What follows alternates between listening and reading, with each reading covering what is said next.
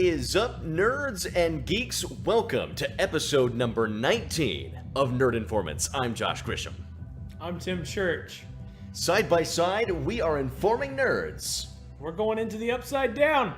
And we actually got the number correct of episodes that we are currently on, and that is a monumental achievement. Gotta feel good, doesn't it? Are we really on that many episodes? We are almost to number 20. Man. Feels good, doesn't it? Time flies when you're nerding out. I know, it makes you feel like we've actually done something right, you know, and that we are collectively informing the masses. We're witty, folks, and sometimes strange, but that's a good thing, correct? We're things. What a full week it was, man. There was some interesting news that dropped all across the Twitter feed, the Facebook feed, and beyond, and it left us with a pretty full weekend, as a matter of fact. The weekend was definitely the fullest out of the week. So, you know, Monday through Thursday, not a lot of action, but I tell you what, the last few days has been overwhelming. Well, and you know, not to like jump around or anything like that, but the cool thing about it is we're kind of like ahead of each other in certain respects when it comes to Netflix and our viewing habits there of nerdy shows on the Netflix. Now, I've jumped ahead of Tim, and I feel like I can kind of talk about it, and you jump in on this because you'll know about the comic side of it. But a new addition to the Netflix lineup is Marvel's Luke Cage, and what an addition it is. You talk about binge watching, you can make a weekend of that or any day of your choice. Yeah, knock it out. How many episodes? 10 episodes? Is it 10? It's, I believe, 11 episodes in total for the first season. And so far, between Tim and I am actually 3 episodes in to his 0. Yeah, I've been busy. I've not had a lot of city time. But I plan to hit it, you know. And I don't want to knock it out all at once. I felt really bad because I knocked all of Jessica Jones out in like 2 days. That's impressive. And I hated myself for it. So I'm going to try to do 1, maybe 2 episodes a day. I'm going to try to string them out a little bit just because I want them to last. Of course, I was trying to watch Jessica Jones as quickly as possible because Kristen Ritter was supposed to be at Wizard World St. Louis when I went, but she backed out like 3 days before. So after I just binge watched all of Jessica Jones, it turns out that she wasn't even going to be there. But I did get a plus because Luke Cage himself, Mike Coulter, me and him we're tight. You're tight with Mike Coulter right here on this. Nerd Informants HQ. How cool is that? And I was going to bring my autographed picture from him to show you.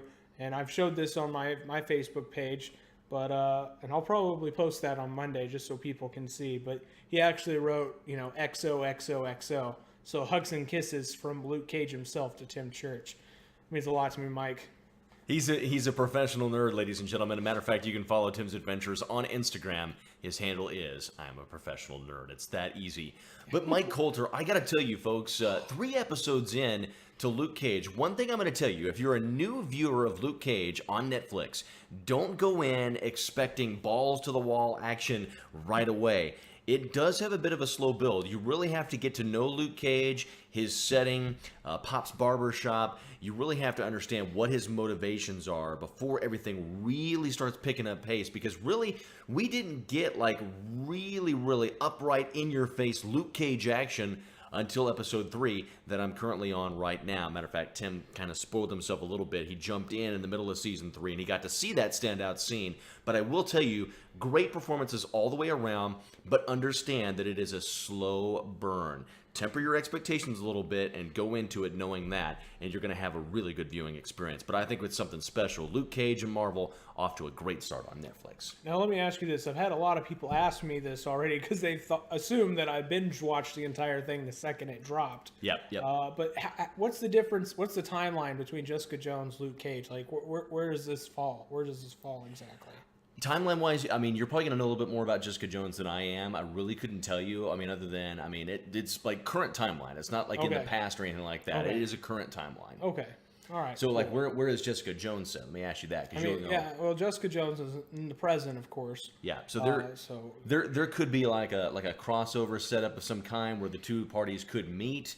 Matter of fact, I saw concept art. I don't know if this is real or if this is actually from this season of Luke Cage, but there was a picture that I saw online that had Jessica Jones and Luke Cage sitting side by side on a park bench. I don't know if that's legit. I don't know if that's from Luke Cage or Jessica Jones, but if there is a crossover there and the two characters meet, that would be really awesome. You know, that's kind of what I've been hoping for. So So, I'm home. I mean, I can't talk tonight, I'm afraid. No, I really hope to see Kristen Ritter reprise her role just for a little tiny cameo. Because we know Rosie O'Donnell.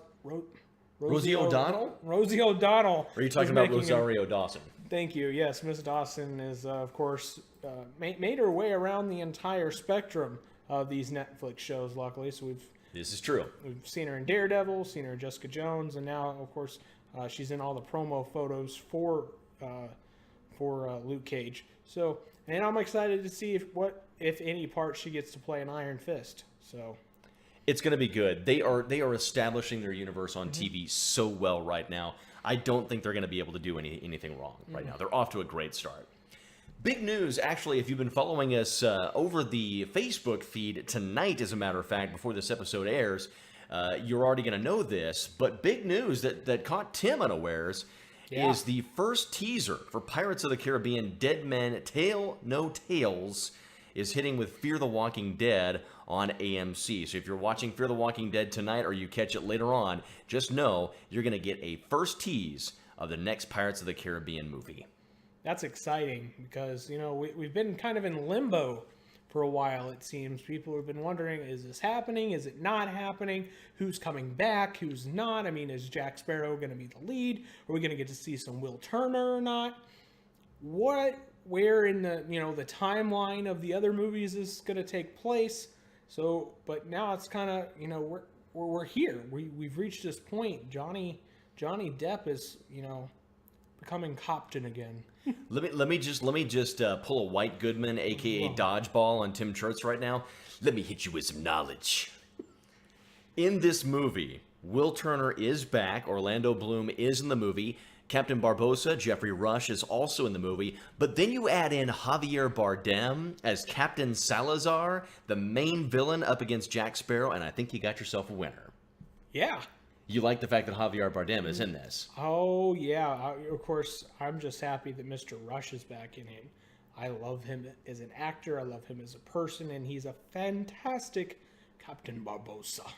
Now, the premise of the movie, folks, for Dead Men Tell No Tales is the fact that Jack Sparrow, the movie finds him being down on his luck, and of course, Captain Salazar comes back from the Devil's Triangle, or escapes, if you will, and he's determined to kill every single last pirate in the Caribbean Sea, and that includes one Captain Jack Sparrow.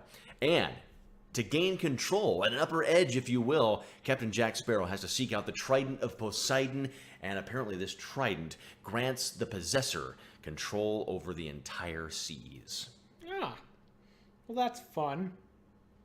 Do you not like the Pirates of the Caribbean movies? No, I do. Here's the deal. I love the first three. The trilogy is amazing. The last movie, I couldn't get into it. I saw it maybe twice, and I was just like, it was very disappointing. I was glad to see Jack back, but it just wasn't the same without the rest of the crew. So, yeah, I would like to see Jack Black in this movie. That'd make me happy.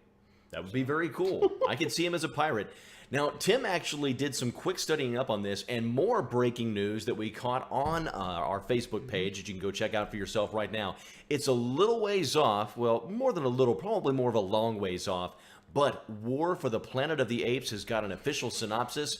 Breaking news across Facebook. You got studied up on it. What do you think of the synopsis, my friend? Lay it on. I think, if this is going to be a trilogy, if they're going to end it this way, I think the synopsis is gonna put it right where it needs to be to lead into what eventually does become the Planet of the Apes movies from back in the day. So I think they're on the right move, and plus it's got one of my favorite guys in it. Who is your favorite guy that's in this movie? I like the casting, friends. Woody from Cheers. That Woody? That Woody. Holy cow. Woody Harrelson is in War for the Planet of the Apes, and apparently he's playing a pretty villainous colonel that goes up against Caesar. Yeah, and he's not in a bar, and Ted Danson's nowhere to be found. This is really big news, friends. As a matter of fact, if you follow Woody Harrelson's career, I mean, the guy has got incredible range as an actor. He can play a villain, he can play a good guy, he can play a character that's over the top. He can do it all. And quite frankly, seeing him opposite Andy Serkis as Caesar, man, my mind just races thinking about the potential. I'm very excited for this. Of course, I've always had high hopes that Woody would find himself in a Marvel movie of sorts. You know, he did the whole Hunger Games thing.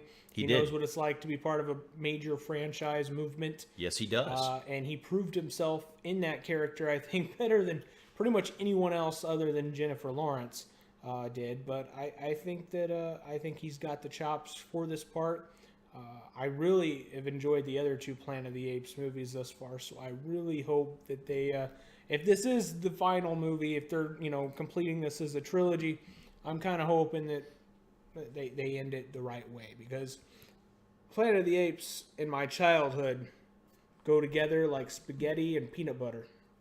Well, look at you. Now, I will say this, and you'll probably like this. Obviously, the helmer of the first two films, director Matt Reeves, he is back for this movie, so we got a little bit of a steady hand, some continuancy there. Matt Reeves certainly has proved himself in this genre, made two incredible Apes movies so far, and quite frankly, you hope, I mean, obviously we get to the third movie, they kind of run out of steam, or the movie goes askew, and the director, even though he's awesome, the movie tends to flop right on its face. I'm wishing Matt Reeves luck. I really want this to go beyond 3 movies, and I want all of the films to be fantastic. Here's hoping Matt Reeves can pull it off. Yeah. It still upsets me that James Franco is possibly dead. I guess maybe wiped out by the virus was kind of the unofficial assumption from the second movie.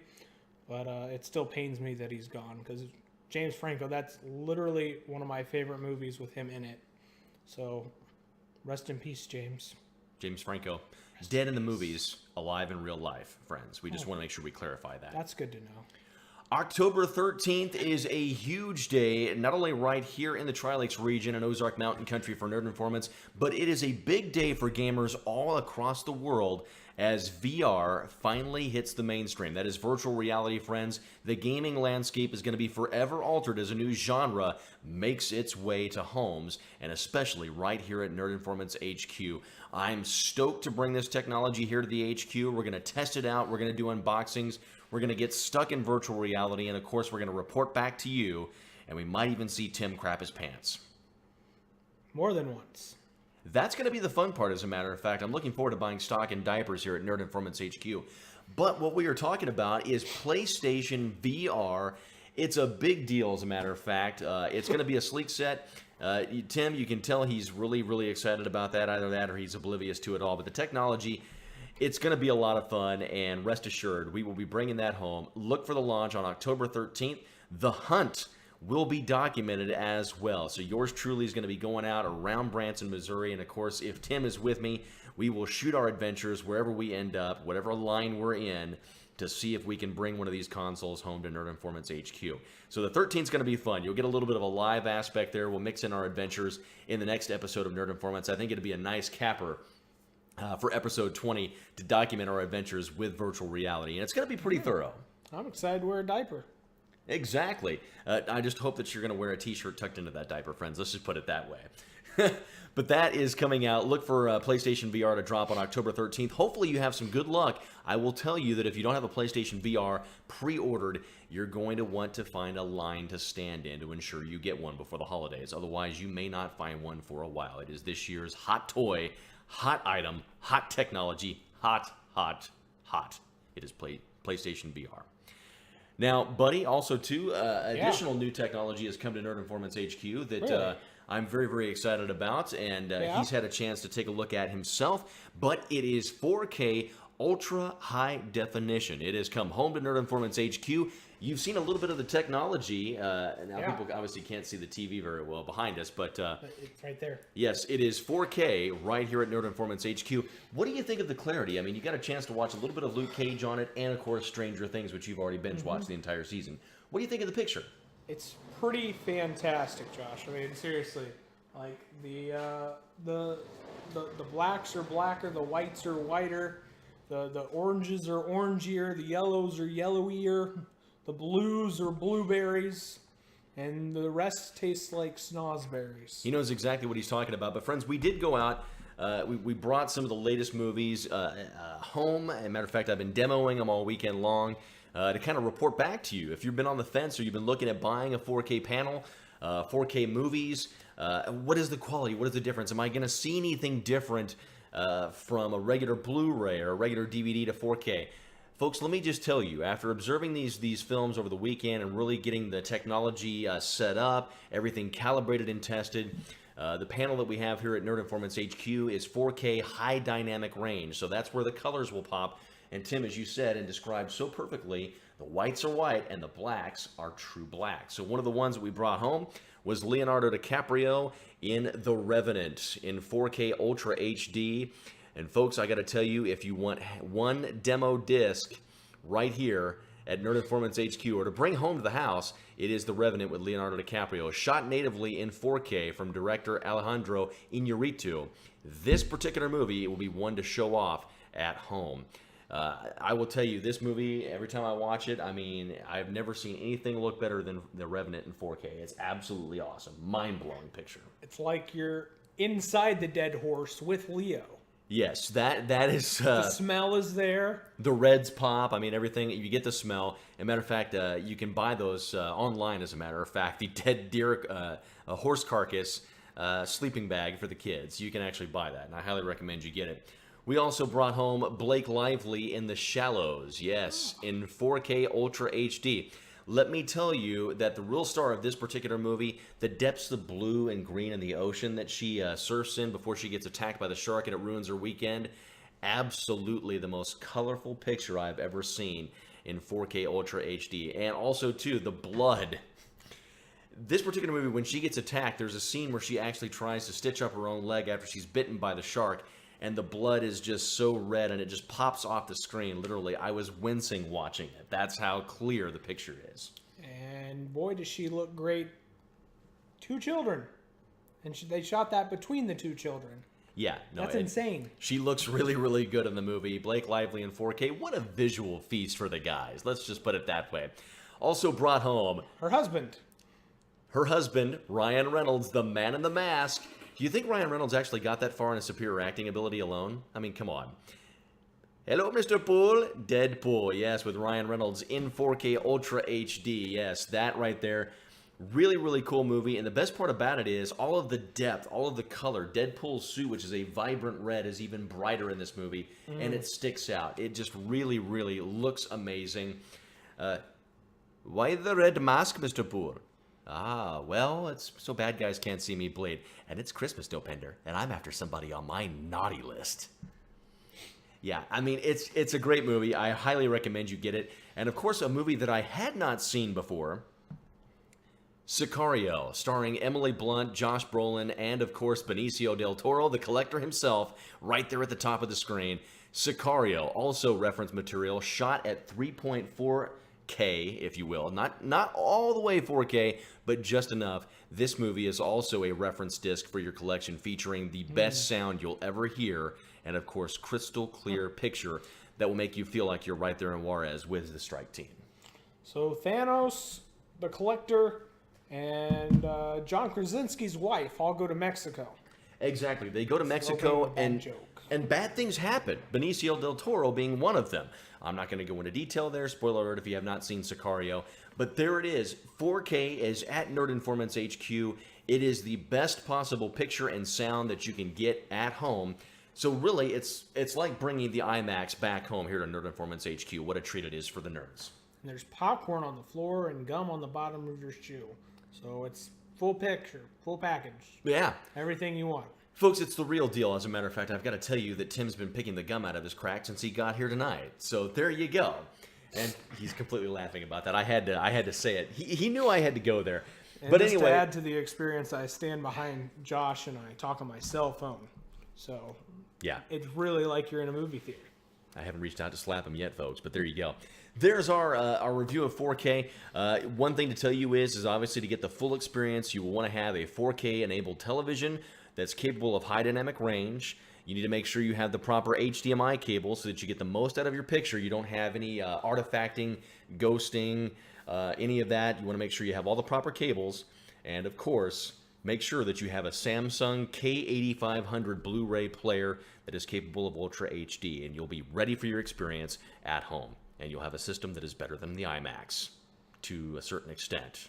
breaking the fourth wall. You still got the best setup, Tom Forster. True story. SNL.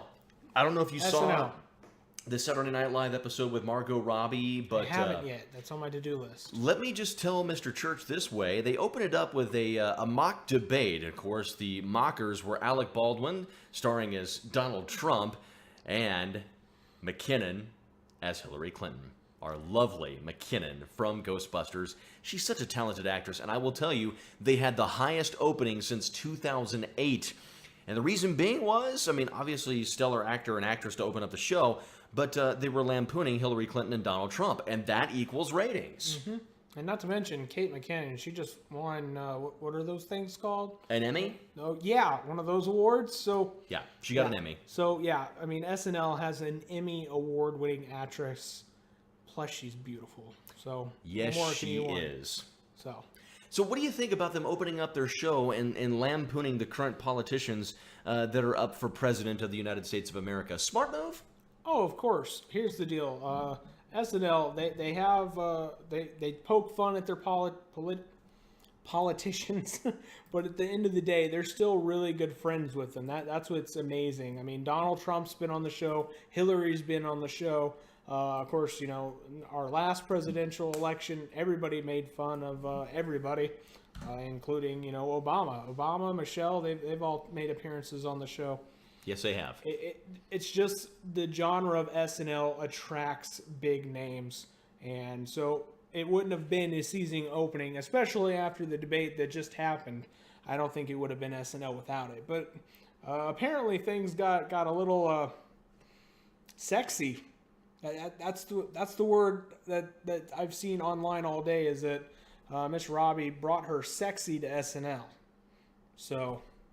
And boy, did she ever. It was all kind of like breaking down the stereotypes of the sexy librarian. And we won't spoil the twist for you, but yes, Margot Robbie is extremely sexy as a librarian. She's sexy pretty much in anything that she does. But the way she twisted around for the librarian, we're not going to spoil it for you, but you need to watch it for yourself. It is absolutely brilliant and funny as all get out, as only Margot Robbie can deliver. Good stuff.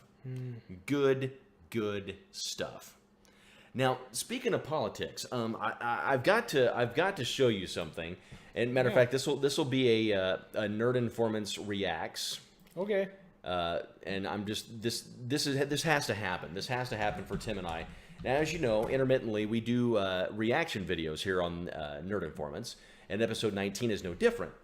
But I'm going to put it to you this way, friends. If you have not seen the video that I'm going to get Tim to react to here in just a little bit, you're missing out. You are very, very much missing out on this. All right. So we're obviously going to turn the sound up on this, but I want to welcome you to the first presidential debate. Here we go. And Nerd Informants Reacts. so. This is the censored version of the presidential debate. So get ready, friends.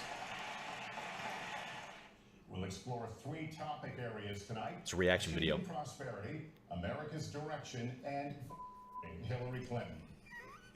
And I want to talk about your seat. Secretary Clinton, you get 2 minutes on this. Well, you're right. My seat remains a significant abyss of young African American men. No action. Look, Does it work? I know how to really.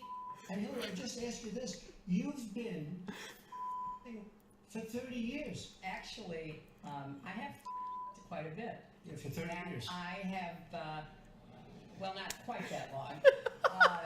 I think my husband did a pretty good job in the 1990s.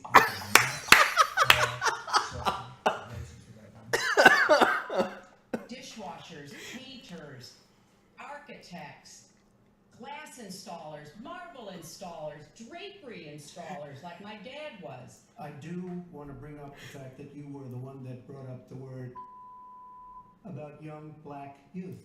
Secretary Clinton doesn't want to use a couple of words, and that's actually people. Secretary Clinton, big, fat, ugly butt. Very bad things happen. Look jobs for your family.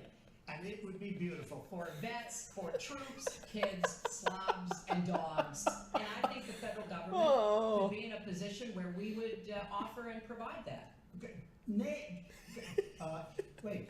And as far as Rosie O'Donnell's concerned, I want Ronald Reagan.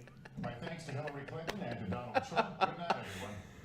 Okay, so now that's that is a side of the election that we never really saw in the debate. So what do you think as far as the performance goes between Hillary Clinton and Donald Trump?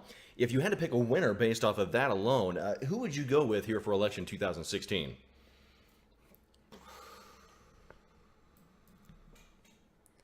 I know it's tough, but you got to give the listeners something here. The censor guy. I vote for him. He did an amazing job. I mean, that was live television. So at this point now, you can't really declare a winner. I can't. It's Now, I got to tell you that obviously we had that problem in the current first presidential debate. The vice presidential debate is coming up soon, but President Obama also had the same thing. Have you seen President Obama's problems that he's been having? No, I haven't. All right, well, let me just go ahead and bring it in here. Has been cutting loose a little bit lately. He sat down for an interview with Vanity Fair. Covering President Obama. A lot. He says he uses more foul language. This is a reaction video for Tim Church again here, friends, on Nerd Informants. Everything happens when his wife tells him what's for dinner. Kale again? God. But anyway, Obama And this says is censored as well, often hears just so about you're aware, these friends. Profanity-laced tirades. Unfortunately, we don't get to hear those profanity-laced tirades. So tonight, to get a taste of what it's like, we went through the past 8 years of bleeps and blurs, and we put together this all-Obama edition of This Week in Unnecessary Censorship. I've told leaders from both parties that they must come up with a fair compromise in the next few days that can pass both houses of Congress. And a that I can... Let's stop the excuses. Let's take a vote in the House. Let's end this right now. I'm starting to feel kind of up. The main thing I want to do is I want Hillary Clinton. This year, I will work with Congress and our military to finally repeal the law that denies gay Americans the right to... And I remember when Buck was just something I did in college around 2 a.m. He retired with 17 records, even as he missed a season in his prime to in the Navy. I know it's cold outside, but Wow. So see, let me just tell you that right there, just so you're aware. I mean, Donald Trump and Hillary Clinton are not the only ones that really have exuded a lot of foul language in the race for the White House. President Obama, before them, was really in on the act. So what do you think about all the nonsense going on? I think we need less language in the White House. Yeah. Vote Captain America 2016. Cleaning up the act, friends. Language. Yeah. Is no one going to mention the fact that Cap just said language? Sorry, just slipped out. Does Captain America kiss his mother with that mouth? He would, but... Yeah. Well, anyway, I wanted Tim to see that, the way he was properly informed and educated on the current shenanigans that's going on in the race for the White House. And currently that's there on Pennsylvania Avenue right now as we speak. What, you mean shenanigans? Yeah. What's that name of that place you go to again? Oh, shenanigans? Our shenanigans are cheeky and fun, friends. But moving on to Starz. Starz getting a lot of attention tonight, as a matter of fact. One Ashley Williams returns for Season 2 to fight off hordes of Deadites and save us all. Bruce Campbell, Ash vs. Evil Dead, Season 2 premiere on Starz. If you have Starz, well, you should be watching the premiere coming up here very shortly after you get done watching this edition of Nerd Informants. Bruce Campbell's really cool. Now, apparently they go back to Ash's childhood home, his old stomping grounds, friends. They go home. Ash goes home. And of course, guess what? They run into Ash's father.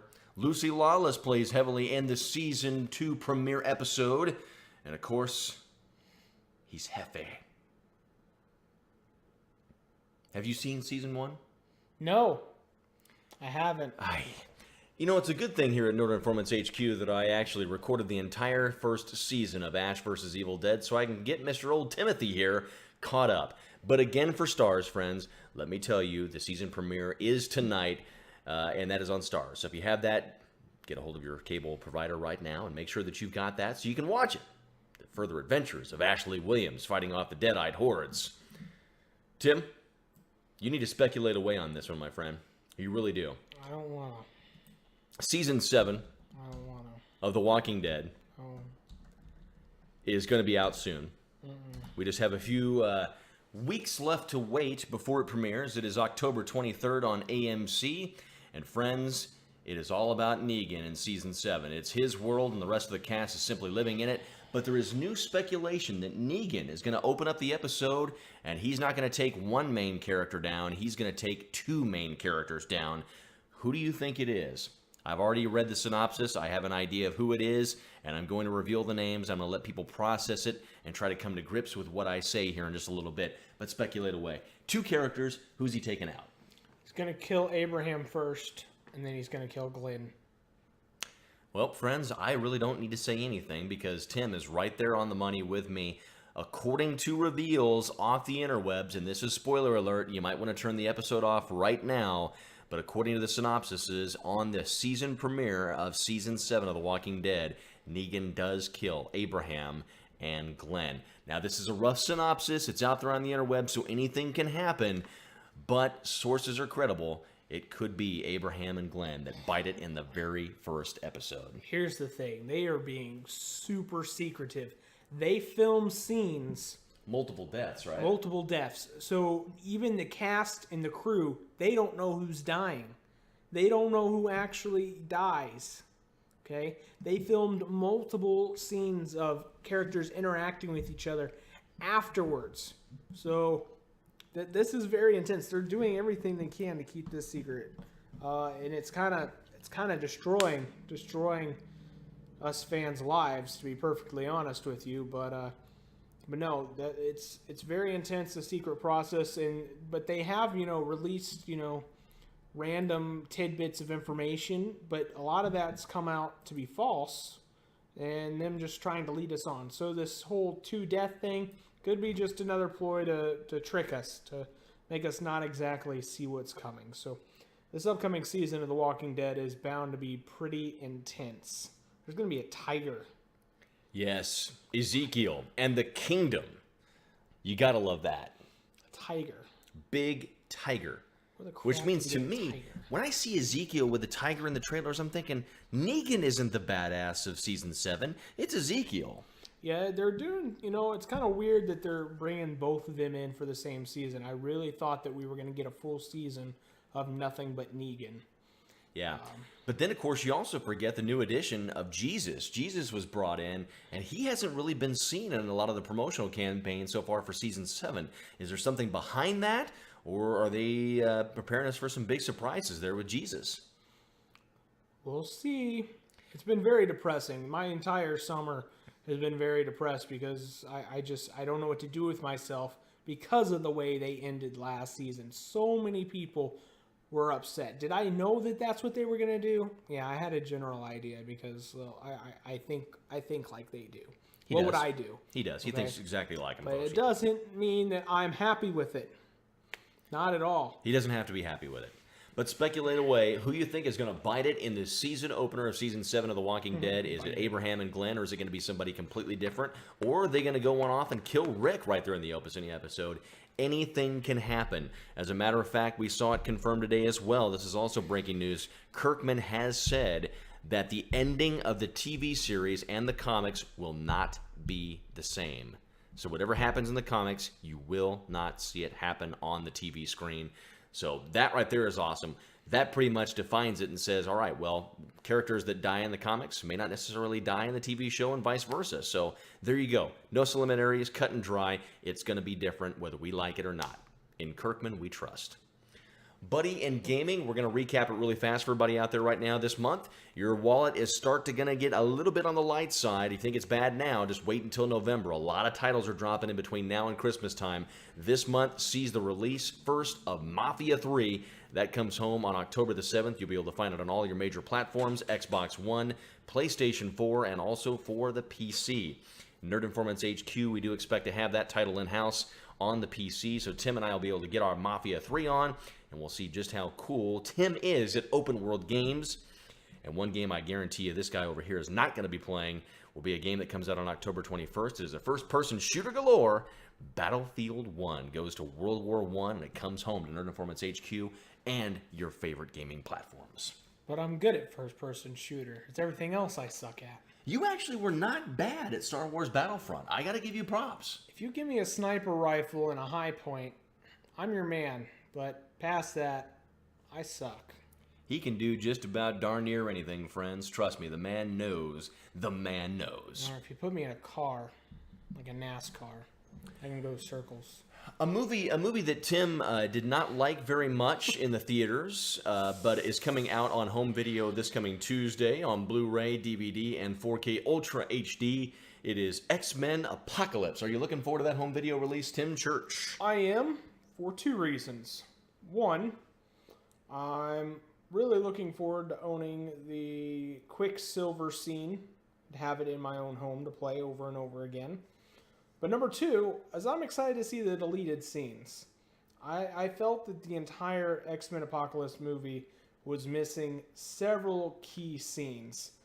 We kind of got a demo of some of those, of course, Cyclops and Jean Grey and Jubilee and Nightcrawler in the mall. That was a whole big, 5-6 minute scene montage that they just cut out of the movie, which, this was the scene that we finally got to see Jubilee display her powers, and then they just kind of lost her for the rest of the movie, so that kind of sucked. But I'm really looking forward to the deleted scenes, because I think there was way too many plot holes in this movie, just because they didn't have enough time to fill it in. And there are rumors that there's going to be quite a few deleted scenes, so I'm excited to catch a glimpse at all those and fill in the blanks. Going to be interesting, friends. You'll be able to see exactly what you missed in the theaters when X-Men Apocalypse comes home on home video this coming Tuesday. Be sure to pick it up. Now, I believe the best way to get ready to wrap up episode 19 of Nerd Informants is to let Tim climb up on his soapbox, because he's an avid fan of all things CW, the Arrow and Supergirl, the entire Arrowverse right now as it stands. But there's a big question right now with CW's Supergirl as to whether or not Michael Rosenbaum, who was a regular on Smallville, casting him as Lex Luthor on Supergirl. Tim, the soapbox is yours. What do you think about the possible addition of Michael Rosenbaum as Lex Luthor and ties to Smallville? I think that would have been perfect had they brought back Tom, the other guy who played Superman. Tom Welling. Yeah, Tom Welling, thank you. I almost said Tom Wells, but... Would have been close enough. Harrison Wells' son. Yeah, Harrison Ford. But no, if they had brought back Tom to play Superman, that would have been perfectly okay. But since they're going in another direction and they brought Tyler in to play Superman, it wouldn't feel right. It wouldn't be the same. Yeah. So I was really hoping the CW would, include the former Smallville series as it's kind of a prequel to all of this happening.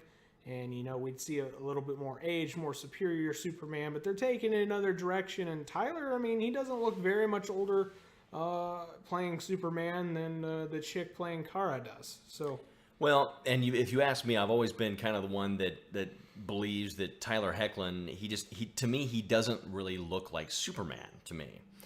The facial features, the way he carries himself on the show, to me, he's just not Superman. Why couldn't they have just gone out and got Brandon Routh to play dual roles? Come on. He can play Adam and he can also play Superman. To me, that would have been perfect casting if they had gotten Brandon Routh to play Superman on Supergirl. I think that would have been fun. That would have been really, really fun because he looks the part. He does. He really does. And, it wasn't his fault. Superman Returns had all the means to be an incredible movie and possibly the start of a new Superman franchise, but it just sucked so bad. Thanks, Bryan Singer. Thanks a lot. Well, buddy. It is what it is. We have Tyler Hoechlin. Ties back to Smallville, possibly good, but again, I don't think you can have Rosenbaum without Welling, and I think if you do that, you've got ties there. You may jade some fans, and I think you would agree with me in that respect. If you get one, you don't have the other. Yeah. That could be kind of a dagger to fans. That's exactly right. That's 100% right. But apparently we're going to get to see a lot more Dean Cain in this season. Dean Cain was once Superman himself, Adventures of Lois Lane and Clark. Yeah, and he, of course, he plays Supergirl's father in this series. So apparently he's going to have a little bit more of a role, which I'm very excited about, because that kind of was one of the things that turned me off of Supergirl in the first season. is that we didn't get much Dean Cain action. I was like, well, what's the point of bringing him back like that if just to, have him in the background for a couple scenes and that's that. But it looks like we're going to get to see more of him in this upcoming season. So that's a plus for me, a plus for you guys, a plus for everybody, because Dean Cain is the man. There you have it. Friends, as well, we have to say some congratulations here on this edition of Nerd Informants to director Zack Snyder. Justice League has officially wrapped filming. They are done. Thank goodness. Yes, they are wrapped out. Ben Affleck had some compliments on Twitter alongside Jason Momoa, who had thanked the cast and crew on the film for a stellar job. But it's hard to believe. It's done. It's wrapped. The film is finished. So now we go to the editing process, and we got to wait how long for the movie to come out? 3 years? Not that long. We'll get it next year. It'll be out next year. But, Sorry, I was confusing that with that Batman movie from Ben Affleck. Yeah, that won't be here until 2019? Yeah, at least, yeah. So yeah, we'll have Justice League next summer. That's going to be very, very exciting. As I was telling my good buddy David Long today. By the way, happy birthday, David. Happy birthday, David Long, from Nerd Informants. But, I'm very excited to see the action figure line come out for Justice League. I didn't really go all out getting my action figures on for Batman vs. Superman for a couple of reasons. One, they released an Aquaman figure, and literally he had less screen time than Barry Allen did. Okay, we got to see Barry Allen as Barry Allen. We got to see Barry Allen as the Flash, and his time travel suit, and no figure. No figure. As everybody knows, I'm a huge Flash fan of the TV series, of the comics, and hopefully I will be a big fan of the movie version. So far, so good, in his cameos in B vs. S and Suicide Squad. Those were both pretty good. So I'm hoping that they're good, and I'm hoping for some great action figures come next year. There you go, adding to the collection as well. Congratulations again to the team for wrapping Justice League. Can't wait to see how that plans out, and maybe the ship can be corrected before Justice League gets here with even Wonder Woman. Time will tell. Hopefully, the DC Universe will succeed, and we, as the fans and as nerds, will win out if it continues to succeed. So, my friend, that brings to a close an episode 19 of Nerd Informants. My friend, where can they find us online? Oh, that's real simple. If you're on a place called YouTube, just search for Nerd Informants. If you're on a place called Facebook, just search for Nerd Informants. And if you're on Twitter, you can search for Informants Nerd, and it will still come up for Nerd Informants. You can find us on our social media platforms as well as on YouTube. So make sure you go out, like us, follow us, post at us, tweet at us. We want to hear from you. As always, we would love to get any messages. If you have anything you want to share with us, I'm a huge fan of people sharing their art. If anyone has any art they want to share with us, do it. We would love to see that. If you're a cosplayer out there, send us pictures of your cosplay. We will feature you on our Facebook page as well. We've been starting to feature a cosplayer of the week, strange art from around the net. So again, connect with us and continue to follow us and subscribe. Look for new episodes to come out every week of Nerd Informants. Again, episode 20 will be up next. It'll be the PlayStation VR special and more. We cannot wait to get into it. So stay with us. Josh Grisham. Tim Church. As always, friends, what would you say? Hail Hydra? Hail Hydra. Don't drink Windex. And as always, bring a sack lunch and stay nerdy, friends.